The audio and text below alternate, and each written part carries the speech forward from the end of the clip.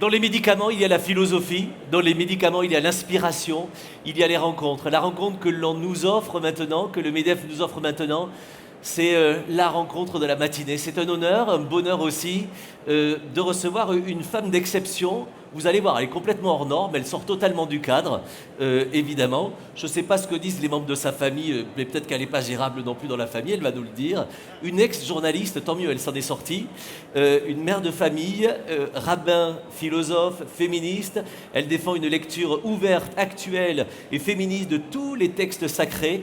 Rencontre avec une religieuse détonnante, vous allez voir, irrésistible aussi, agaçante pour certains, inspirante, formidable de l'autre. Débrouillez-vous avec ça, mais vous allez pouvoir vous faire une opinion. Mesdames et messieurs, elle a accepté votre invitation. Rendez-lui l'appareil en applaudissant. Delphine Orviller est votre invitée.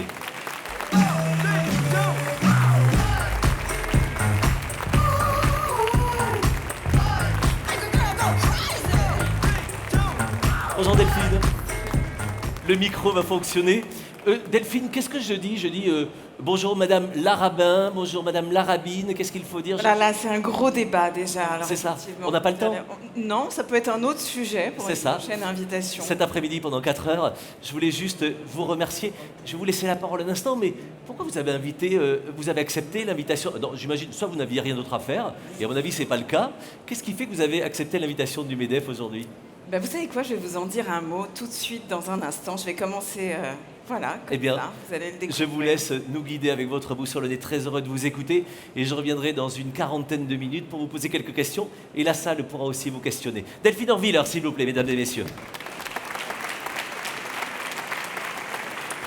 Merci à vous tous, je suis ravie d'être là et je tiens vraiment à remercier les organisateurs pour cette invitation à venir vous parler aujourd'hui. Non seulement je suis très heureuse de vous rencontrer, les uns et les autres, et j'ai fait des rencontres déjà intéressantes depuis ce matin, je suis arrivée très tôt, mais aussi pour ne rien vous cacher, être à Lyon aujourd'hui me rend un très grand service, parce que je dois vous faire une confession. La date d'aujourd'hui est une date très complexe pour moi. C'est un moment qui suscite des émotions contradictoires, et je suis très heureuse d'avoir, grâce à vous, des raisons de penser à autre chose. Alors voilà, permettez-moi de commencer par cette note extrêmement personnelle, vous faire une confidence, puisqu'on est entre nous, en tout petit comité. Figurez-vous que demain matin, mon fils aîné quitte la maison et part s'installer à l'étranger, dans un internat, au bout du monde, pour toute l'année scolaire à venir. Alors autant vous dire que la maman que je suis est dans un état de nerfs avancé, inquiète et obsédée par cette séparation que je vais devoir gérer émotionnellement. Par ailleurs, vous connaissez tous, je suppose, la réputation des mères juives. Disons que selon la légende, laisser partir leur fils n'est pas la chose la plus évidente qui soit pour elles. J'ai beaucoup écrit sur ce sujet dans un de mes livres qui s'appelle « Comment les rabbins font les enfants » et j'ai tenté d'y expliquer ce qu'est la mère juive, ce que sont tous ces clichés qui lui collent à la peau, le fait d'être une maman trop inquiète, qui veut à la fois votre bonheur et votre prise de poids et qui vous fait avaler des reproches et des gâteaux simultanément. C'est un phénomène qui est précisément, je crois, le contraire de la technologie Tefal, vous savez, la célèbre poêle à cuire anti-adhésive. La mère juive, c'est celle qui adhère en toutes circonstances, celle qui vous colle, vous ne pouvez pas vous en décrocher, et elle s'accroche de façon très extrême à ses enfants. Alors, il y a 1000 blagues la concernant. Vous connaissez peut-être celle-ci. En général, voilà, j'ai toujours quelques blagues juives à raconter. J'ai un quota qui m'est autorisé dans chaque conférence. Alors, vous connaissez peut-être celle-ci. La différence entre une mère juive et un Rottweiler, c'est que le Rottweiler, à la fin, il vous lâche. Et en fait, cette réputation des mères juives, elle est très exagérée, elle est totalement injuste, parce que je connais de très nombreuses mères qui ne sont pas juives du tout et qui souffrent des mêmes symptômes. Je connais même bien des pères qui sont juifs ou pas et qui n'ont rien à envier à cette caricature. C'est peut-être votre cas, à vous, les uns et les autres, ou à vos conjoints. Toujours est-il que, comme vous pouvez l'imaginer, à la veille de ce moment charnière de ma vie de mère, je suis très heureuse de pouvoir, grâce à vous, penser à quelque chose d'autre pendant quelques heures, même si en réalité, pour être honnête, le sujet sur lequel vous m'avez proposé d'intervenir aujourd'hui n'est pas complètement décorrélé, déconnecté de ce que je vis cette semaine. Alors voilà, au moment de laisser partir mon fils à l'étranger, je ne peux pas m'empêcher de penser à ce que furent mes propres départs. Et je suis bien évidemment ramenée à mes propres séparations d'avec mes parents, à la façon dont il y a tout juste 30 ans, c'est-à-dire assez jeune, j'ai quitté le foyer parental pour aller moi aussi vivre à l'étranger. Et en préparant le départ de mon fils, j'ai eu l'impression que quelque chose d'une histoire ancienne se rejouait, comme si peut-être de génération en génération, on se transmettait des voyages, on se transmettait des rêves, et comme s'il s'agissait de réinterpréter des vieilles histoires dans un contexte nouveau. Peut-être que j'y reviendrai dans un instant. Et j'ai beaucoup pensé cette semaine à une anecdote que j'ai déjà racontée, mais qui me hante depuis des années, vers l'âge de 16 ou 17 ans. Mon grand-père, qui était pour moi une figure tutélaire extrêmement importante dans mon enfance, extrêmement importante dans ma vie d'adolescente. Mon grand-père est venu vers l'âge de 16 ou 17 ans me trouver et il m'a posé une question très sérieuse. Il m'a demandé ce que j'avais l'intention de faire plus tard. Et à l'époque, j'étais totalement convaincue, j'étais persuadée, j'y croyais dur comme fer que j'allais devenir médecin. Rien n'aurait pu me convaincre du contraire. Alors vous connaissez sans doute cette certitude absolue qui est souvent le propre de l'adolescence ou le propre de la vie des jeunes adultes, la conviction qu'ils ont de savoir très exactement ce qui est mieux pour eux, la conviction qu'ils ont de mieux savoir que les vieux, que les adultes, que personne ne pourra les dissuader d'aller là où la vie doit les mener. Et j'ai alors répondu du tac au tac à mon grand-père que je deviendrais forcément médecin, c'était sûr. Et alors, il a observé un moment de silence et il m'a regardé droit dans les yeux, comme pour marquer la solennité de cette petite phrase qu'il allait énoncer. Et il m'a dit, c'est étrange, j'aurais imaginé quelque chose d'autre pour toi. Et je me souviens parfaitement de ce moment, parce que à l'époque j'ai beaucoup insisté, mais il a refusé catégoriquement de dire ce qu'il avait en tête, il n'a pas voulu me dire ce qu'il avait imaginé pour moi, et sur le moment je lui en ai beaucoup voulu. J'ai eu le sentiment qu'il piétinait mes rêves de toute jeune fille, qu'il ne prenait pas au sérieux mes ambitions, mes convictions, toute la détermination de la jeune adulte responsable que j'aspirais à être. Et il m'a fallu des années pour comprendre combien ce moment fut l'un des plus importants de ma vie. En fait, une des plus grandes bénédictions qu'on ait placées sur moi. Il m'a fallu des années pour comprendre que cette petite phrase allait en fait être le sésame de bien des portes qui s'ouvriraient un jour. Dans les années qui ont suivi, en bien des occasions, j'ai changé de vie, j'ai changé d'avis. J'ai changé de pays, j'ai changé de carrière, j'ai été étudiante en médecine, et puis chercheuse en biologie, en sciences, et puis journaliste, et finalement élève rabbin. Et j'ai vécu au Proche-Orient, et j'ai vécu ensuite aux États-Unis, et puis en France, et j'ai pris des tangentes inattendues. Et quand aujourd'hui les gens me demandent où j'ai trouvé la force de prendre des virages ou d'emprunter des chemins qui ne relevaient pas du tout de l'évidence, eh bien, je suis toujours et systématiquement renvoyée à cet instant, à ce moment où, juste avant de quitter la maison de mes parents, un adulte m'a dit, en me regardant dans les yeux, « J'aurais imaginé quelque chose d'autre pour toi. » Et cet adulte, mon grand-père, dont la vie m'était si précieux, en réalité, me disait autre chose. En filigrane, dans cette phrase, il avait placé un message codé et il me disait « Tu peux, toi aussi, imaginer autre chose pour toi. » Et je crois que chaque fois que j'ai pris un virage drastique dans mon existence, en réalité, cette voix et cette petite phrase ont résonné dans ma tête comme une invitation à ne jamais considérer que j'avais dit mon dernier mot, mais qu'il m'était en fait donné, toujours, de pouvoir prendre un nouveau départ et d'assumer d'autres commencements. Et de bien des manières, cette petite phrase « j'aurais imaginé autre chose pour toi », elle pourrait en réalité être traduite exactement comme l'intitulé du sujet qu'on m'a demandé d'aborder avec vous. Je doute, donc je suis. Parce que l'une et l'autre de ces phrases disent en réalité que c'est la rupture avec des certitudes qui crée les plus grandes expériences existentielles dans nos vies et que la destination prend toujours non pas une ligne droite, mais dépend toujours des sorties de route qu'on a réussi à faire en chemin et que ce sont ces moments et ces questionnements qui permettent de faire ce qui peut se résumer en un seul mot, un mot qui m'est particulièrement cher et vous n'en serez pas surpris, qui est le mot de réinterprétation.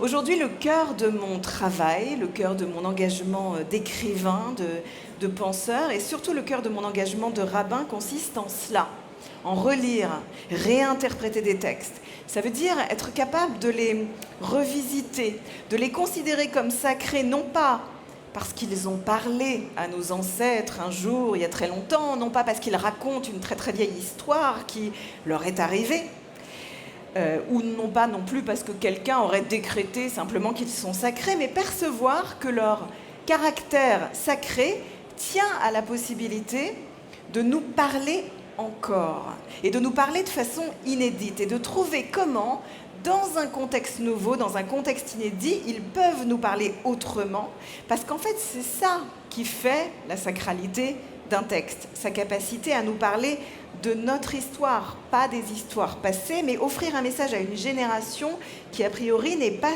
celle dont le texte semble parler.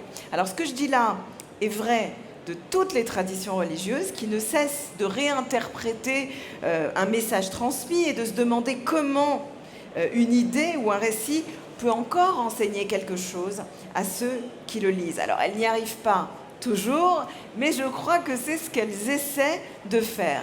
Et je pourrais illustrer ça de bien des manières, à travers bien des textes, des traditions monothéistes évidemment.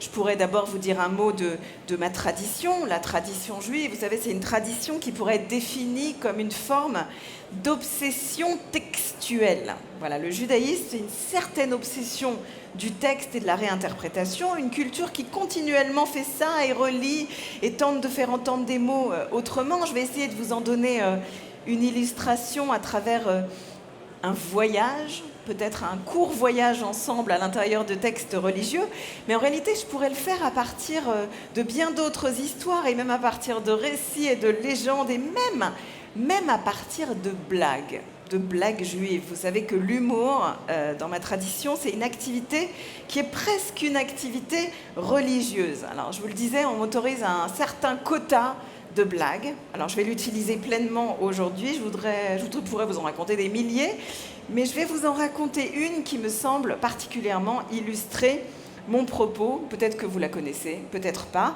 C'est l'histoire d'un homme.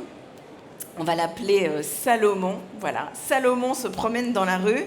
Soudain, il arrive à un carrefour au coin d'une rue, et là, il retrouve un très très vieil ami qu'il n'a pas vu depuis très longtemps, depuis des dizaines et des dizaines d'années. Ils ont traversé ensemble des moments très difficiles, des tragédies, des drames. Ils se sont perdus de vue, et alors son ami, qui le retrouve, lui dit « Salomon, quel plaisir de te retrouver, que deviens-tu, comment ça va ?»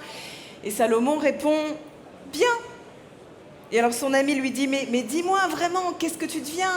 Comment ça va? Dis-moi en 2 mots. » Et Salomon lui dit en 2 mots « Pas bien !» Et cette blague absurde raconte bien, ou pas bien, ce dont il est finalement question dans nos vies à tous.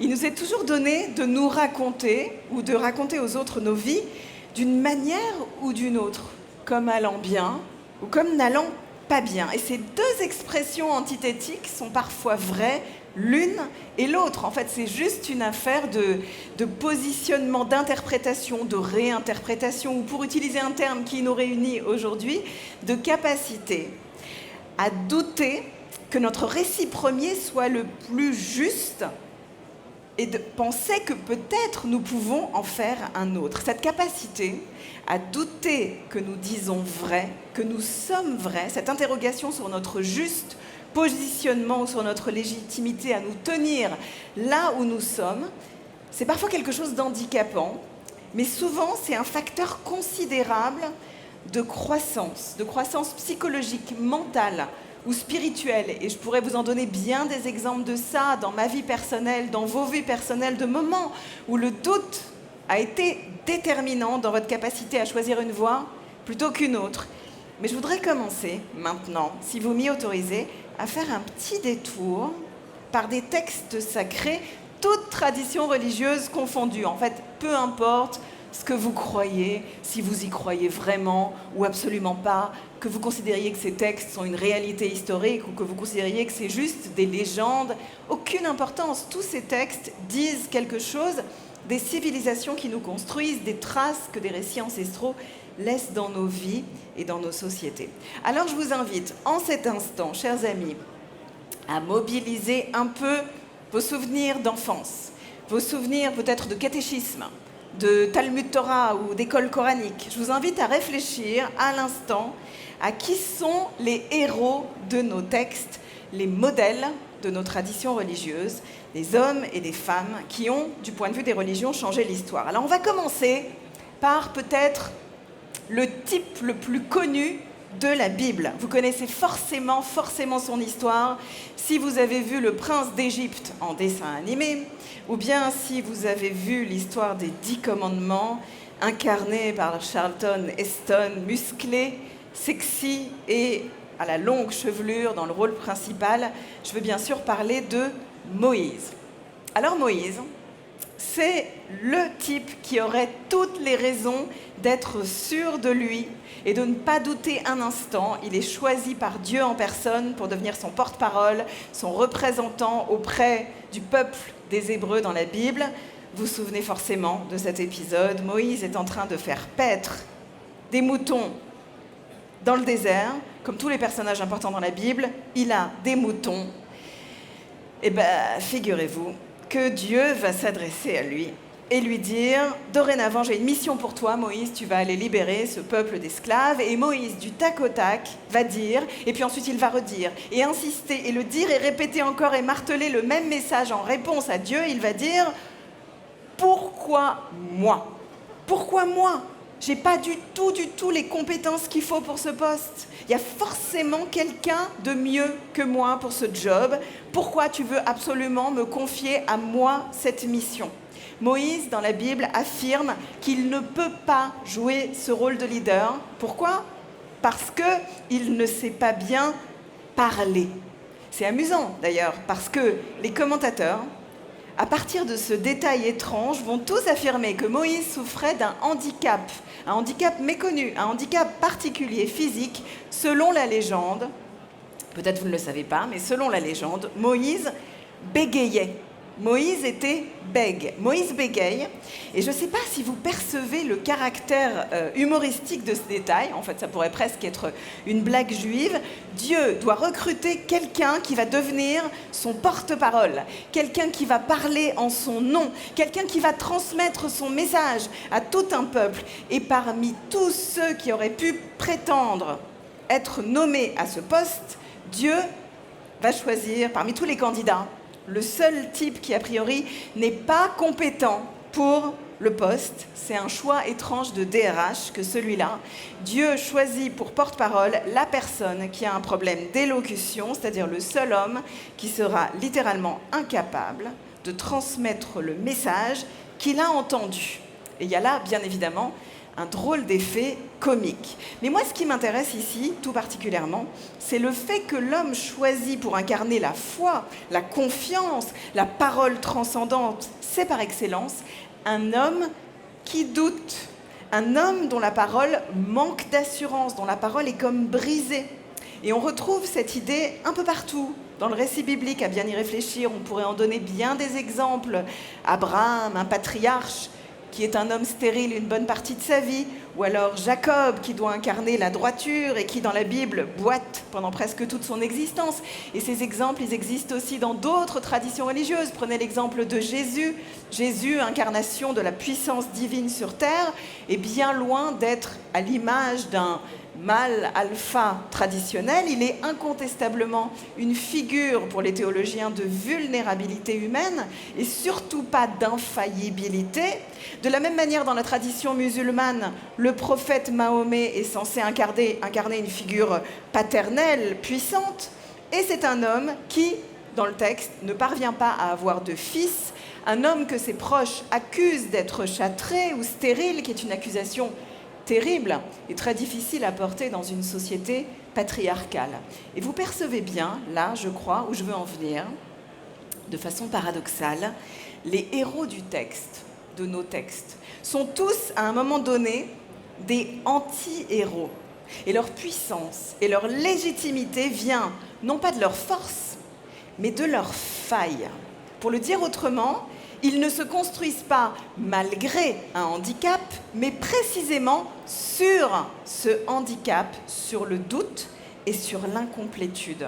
Et je crois que ces histoires, ces légendes, encore une fois, peu importe qu'on y croit ou absolument pas, ces récits ont tous quelque chose à nous apprendre sur la puissance du doute dans nos existences et la force de ne pas être sûr d'être fort.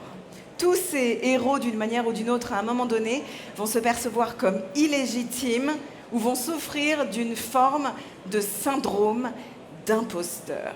Alors là, je vous avoue qu'il est très facile pour moi de vous en parler, parce que cette accusation d'imposture et ce questionnement sur la légitimité a été et continue d'être de bien des manières une accusation avec laquelle j'ai appris à vivre.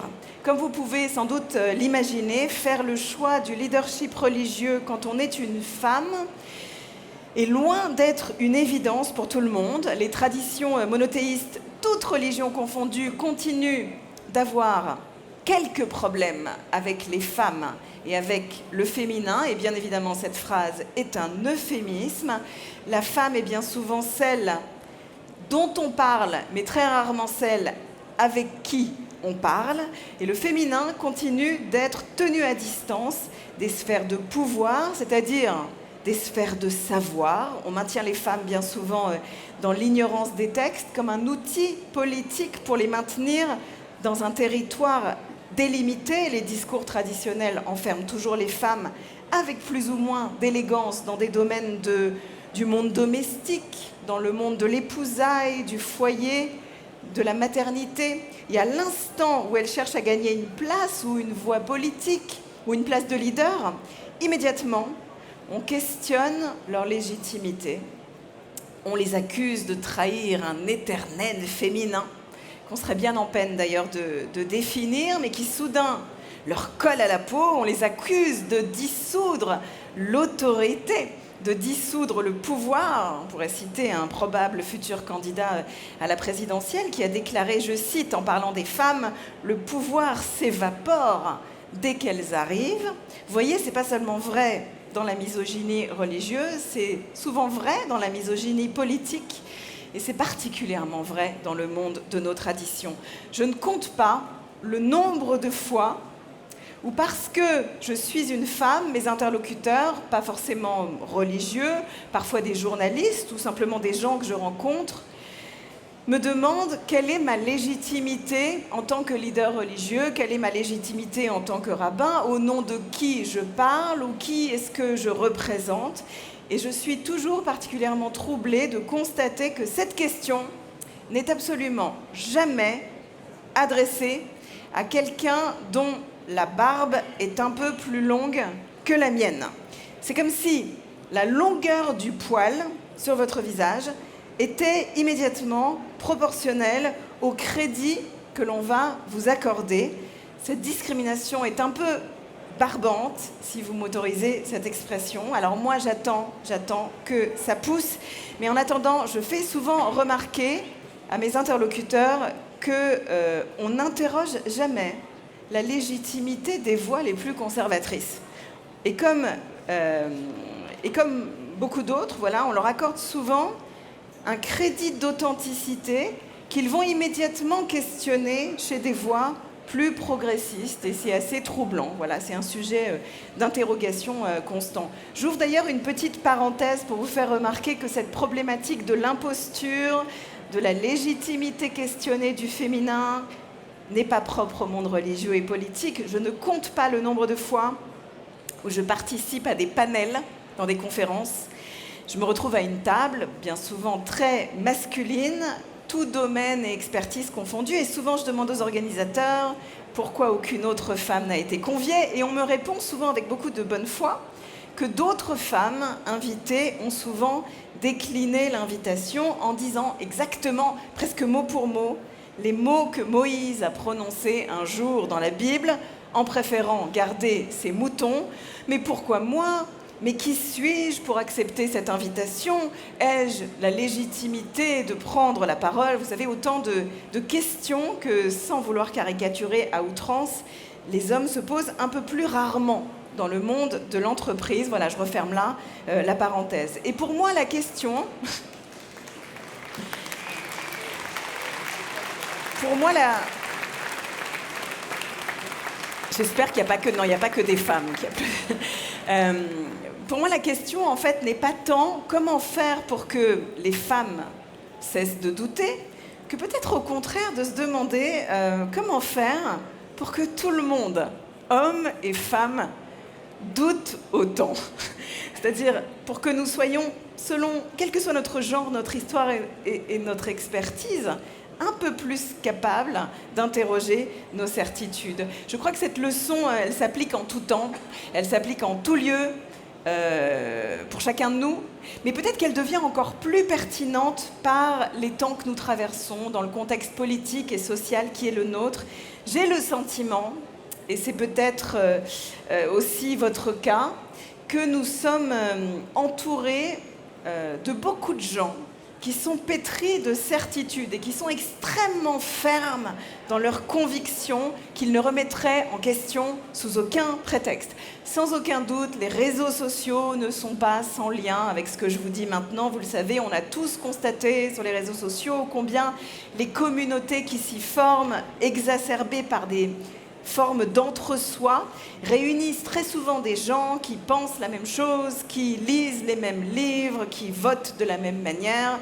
Et on est de plus en plus souvent, les uns et les autres, témoins d'entre-soi où aucune rencontre ne devient possible avec quelqu'un dont la vie diverge et pourrait éventuellement vous faire douter de la pertinence de votre propre opinion.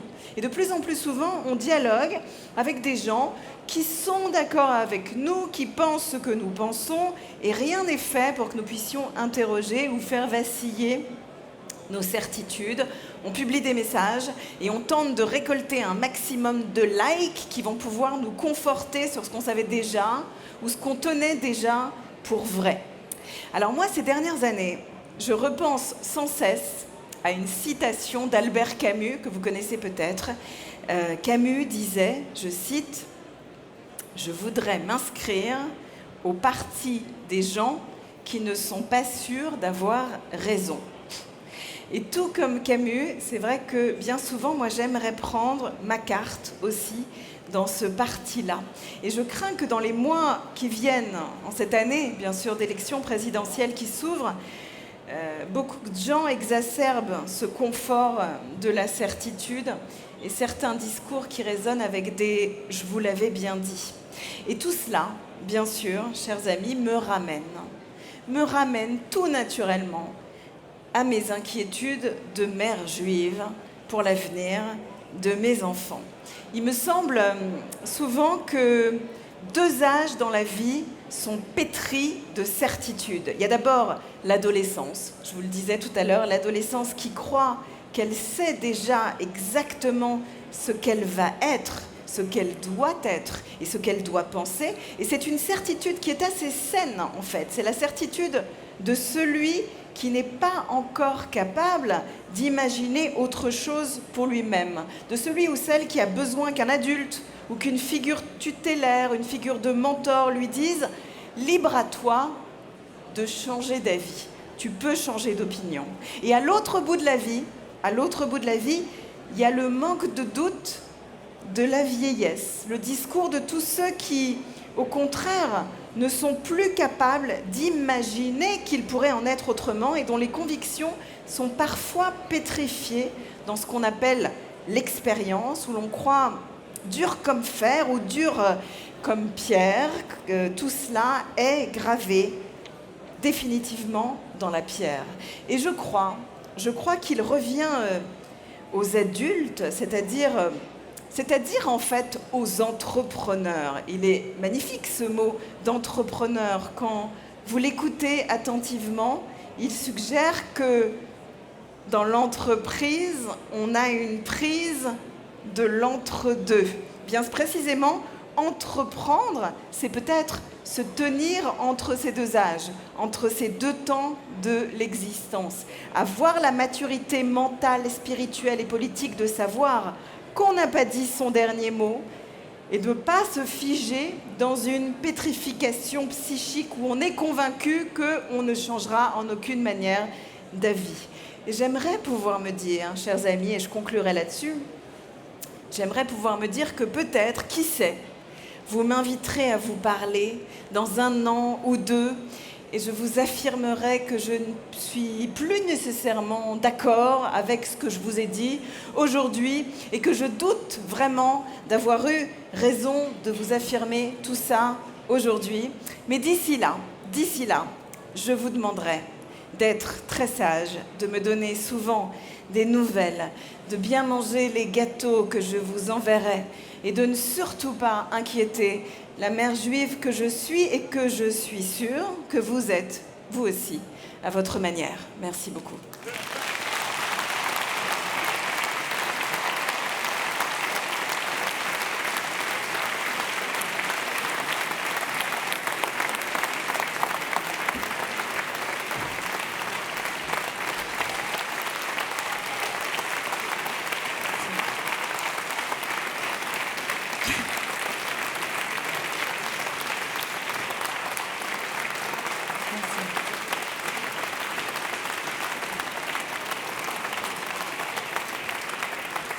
Oui, encore pour Delphine Orviller, votre invitée, s'il vous plaît. Merci.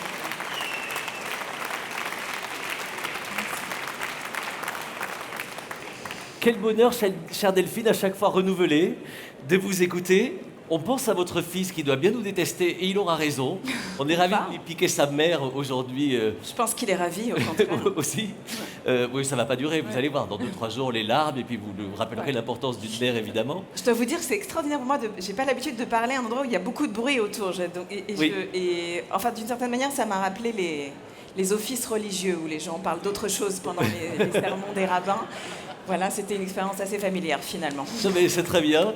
Et vous voyez que l'évêque Courtex a fort à faire aussi pour ramener dans son temple ici aussi le silence, mais c'est aussi le lieu pour ça. Cette boussole qui vous guide et vous avez partagé beaucoup de choses, le doute doit vous guider aussi, forcément, au quotidien. Comme nous tous, on parlait de doute ce matin, les entrepreneurs au quotidien. Vous aussi ? Oui, en fait, vous savez, c'est étrange, souvent quand les gens pensent au monde religieux, ils s'imaginent que c'est un monde de certitude, un monde où on dit « Amen », « Amen » en hébreu, pour ceux qui ne savent pas, ça veut dire ce qui est sûr, la confiance, le fait qu'on ne questionne pas. Et en fait, il y a un malentendu là-dessus, parce que je pense qu'au contraire, au cœur de toute démarche spirituelle, peu importe ce qu'on croit, il y a un élément de doute dans le sens où, vous savez, le spirituel, ça veut dire qu'il y a du vent en nous. Le spirituel, c'est le souffle. Souvent, je dis que être spirituel, c'est percevoir qu'il y a en nous un souffle et donc de l'espace vide, quelque chose qui n'est pas complètement pétrifié, du jeu en soi, qui permet que ça bouge et qu'on change. Ce souffle, vous l'expirez magnifiquement bien, puisque vous nous l'offrez là. Mais vous inspirez quoi ? Vous inspirez de qui ? Vous inspirez qui ? Quelles sont vos inspirations au quotidien ? Oh, il y a beaucoup de gens qui m'inspirent. C'est vrai que moi j'aime beaucoup la littérature, donc je lis, c'est pas très original de dire ça, et un peu trivial, mais je lis des choses très différentes. Je suis très sensible à la nécessité de garder un lien entre les générations. Je trouve qu'on est en un temps où c'est vrai qu'il y a souvent une ingratitude vis-à-vis des générations passées. C'est peut-être vrai à chaque génération, les plus jeunes sont plus rebelles vis-à-vis de leurs aînés, mais je trouve que c'est extrêmement important de penser aujourd'hui, peut-être plus que jamais, dans des temps de crise, penser une certaine gratitude. Rien ne nous empêche d'être critique par rapport à des démarches passées, mais à la fois toujours humblement savoir ce que l'on doit à ceux qui étaient là avant nous. Donc moi aujourd'hui je me rends compte que souvent mes sources d'inspiration sont effectivement des aînés, des livres, ce que la littérature a pu nous transmettre. J'ai fait, je le disais il y a un instant, dans ma jeunesse, des études scientifiques. Je me rends compte qu'aujourd'hui, très souvent, les articles de science sont pour moi, ça peut sembler étrange, mais une source d'inspiration. Vous savez, au tout début de cette crise sanitaire, j'ai beaucoup lu d'articles de virologie et d'immunologie pour essayer de comprendre un peu mieux ce qui nous arrivait. Et j'ai été troublée de découvrir ou de redécouvrir, vous le savez peut-être pas, mais qu'une partie considérable de notre ADN, c'est-à-dire a priori entre 10 et 15% de notre ADN, est constituée de virus, de traces virales que nos ancêtres ont intégrées dans notre génome. Ça veut dire qu'en fait on est qui on est, non pas parce qu'on s'est débarrassé des crises qu'on a traversées, mais parce qu'on les a surmontées et que quelque chose en nous porte la trace pour toujours des crises qu'on a traversées. Et je pense que c'est une inspiration importante pour chacun d'entre nous aujourd'hui. Qu'est-ce qui fait que cette porteuse de virus que vous êtes et que nous sommes tous reste vivante? Qu'est-ce qui vous rend vivante tous les jours? Il faut se battre contre les virus, il faut se battre contre le doute, il faut se battre contre plein de choses. Qu'est-ce qui vous donne la vie au quotidien, le matin, le soir? Qu'est-ce qui vous tient en vie? C'est très très dur de répondre à cette question, mais j'en disais un mot il y a un instant. Je me rends compte que ce qui, moi, me fait respirer très souvent, c'est la réinterprétation dont je parlais tout de suite. C'est-à-dire le fait d'accepter que tous les textes qui nous parviennent, et je ne parle pas simplement des textes religieux, bien sûr, mais tout ce qu'on nous a transmis nous invite à être relus. Vous savez, le mot religieux, il vient d'une étymologie. Souvent, on pense que ça vient du mot relier. Mais Cicéron disait que religere, ça veut dire en fait relire. Le religieux, c'est la capacité en chacun de nous, peu importe en quoi on croit, oui, de relire ce qui nous a été transmis, de nous relier aux générations passées, aux générations futures, mais aussi de relire nos héritages. Et je me rends compte que très souvent, ce qui me donne de l'émotion dans la vie, c'est de voir comment on peut relire, comment on peut s'approprier les choses. Alors vous allez dire que je parle encore de mes enfants, de mon fils, mais cette idée de voir une jeune génération, et on en est tous témoins si vous êtes parents, de cette génération qui prend un envol et qui s'inscrit toujours à la fois dans une forme de continuité et de rupture avec la génération précédente, est quelque chose d'extrêmement émouvant et inspirant. Il y a quelque chose dans ce que vous avez dit, beaucoup de choses nous inspirent, mais dans les mots, je voudrais vous parler de défiance et de confiance. Au quotidien, les entrepreneurs que vous avez en face de vous font face à une défiance particulière. On va tous admirer un joueur de foot qui va gagner des millions, on va tous admirer le gagnant du loto qui a juste rempli une grille qui va gagner des millions, et en fait on va décrier le chef d'entreprise qui lui a passé 80 heures par semaine à créer des emplois, à porter des familles, à apporter l'innovation, à apporter l'économie, à avoir envie d'arrêter tout le temps. Lui, il a la défiance en face de lui, et vous, les religions aussi, vous avez cette défiance. On va être plus prompt, je le vois dans ces derniers mois, à écouter un chanteur dépassé des années 80 qui vient tout d'un coup nous sortir son credo contre le vaccin, etc. Ou un pseudo-humoriste vulgaire aussi qui va faire ça, plutôt que d'écouter des scientifiques, des médecins, etc. Cette défiance, elle devient insupportable. En fait, ça dépend de quel côté on se pose, évidemment. C'est la même chose du côté des religions. Comment retrouver la confiance face à cette défiance? C'est effectivement un temps compliqué parce qu'aujourd'hui, on sent qu'il y a une défiance générale. On le voit vis-à-vis de quiconque va incarner une forme d'autorité. Alors parfois, cette défiance, elle a été salutaire parce qu'elle a permis à des institutions de se remettre en question. Mais une société ne peut pas vivre s'il n'y a pas un minimum de confiance vis-à-vis des gens, effectivement, qui l'encadrent, qui l'accompagnent. Moi, je m'en rends compte aujourd'hui dans mon travail, effectivement, pastoral. Et c'est quelque chose qui ne peut pas être être substitué par n'importe qui, n'importe comment. Voilà, moi j'ai rien contre la variété, au contraire, très souvent je place des paroles de chansons de variété dans mes sermons, les gens de ma synagogue le savent, c'est devenu une blague. Voilà, j'ai même failli commencer par une chanson, mais je suppose que vous l'aviez tous en tête, il y a une chanson que j'adore qui parle du doute, qui serait un beau programme politique, vous la connaissez forcément. J'aime les gens qui doutent, les gens qui trop écoutent, leur cœur se balancer. Vous connaissez cette chanson de Anne Sylvestre, elle est extraordinaire. Et le refrain dit « J'aime leurs petites chansons, même s'ils passent pour des cons ». En fait, dans les fabulettes peut-être. Oui, une très très belle chanson qui dit qu'en fait on a tous besoin de s'entourer de gens qui sont capables, voilà, de vivre avec cette faille intérieure. Il arrive que dans la société, on les prenne pour des cons.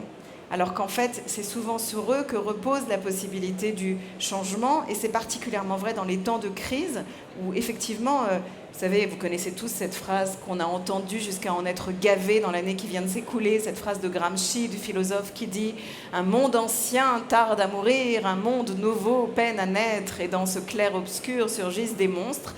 On est très exactement, et on le sait tous, dans ce moment clair-obscur, il y a un monde ancien qui peine à mourir, un monde nouveau dont on ne connaît pas encore le nom et qu'on peine à décrire, mais on est dans un temps de clair-obscur où surgissent des monstres au sens étymologique du terme. Quelque chose se montre dans nos vies, et la question est de savoir, est-ce qu'on est prêt à engager une conversation avec cette démonstration, avec ce qui est en train de surgir et de se montrer dans nos vies, et qui dépend beaucoup des gens qui, avec leurs doutes et leurs failles et leurs incertitudes, vont faire quelque chose et vont proposer du neuf. C'est engager une métamorphose, poursuivre la métamorphose. Oui, c'est savoir que voilà, on est en mutation constante. Alors, je viens d'écrire un livre que peut-être certains parmi vous ont lu, qui s'appelle Vivre avec nos morts, où je travaille moi je travaille très souvent au contact de la mort, du deuil, et en fait ce que j'ai essayé de montrer dans ce livre, c'est que évidemment la vie et la mort se tiennent la main en toutes circonstances dans nos vies, c'est-à-dire que pour rester en vie, il faut constamment savoir que quelque chose en nous est en train de mourir, et c'est le sens de la métamorphose. La métamorphose n'est possible que si on accepte le deuil qui est la condition du vivant. Ce qui ne meurt jamais est quelque chose qui est déjà mort. Pour que la vie soit possible, il faut accepter qu'en chemin, quelque chose se perde, se transforme, disparaisse. C'est la condition du renouveau. Et d'un deuil quotidien de certaines choses. Oui, c'est pas vrai seulement des gens qu'on accompagne et qui meurent, c'est vrai des deuils qu'on doit faire dans le monde de l'entreprise, des deuils qu'on doit faire dans nos vies familiales, dans nos vies parentales, dans nos vies amoureuses.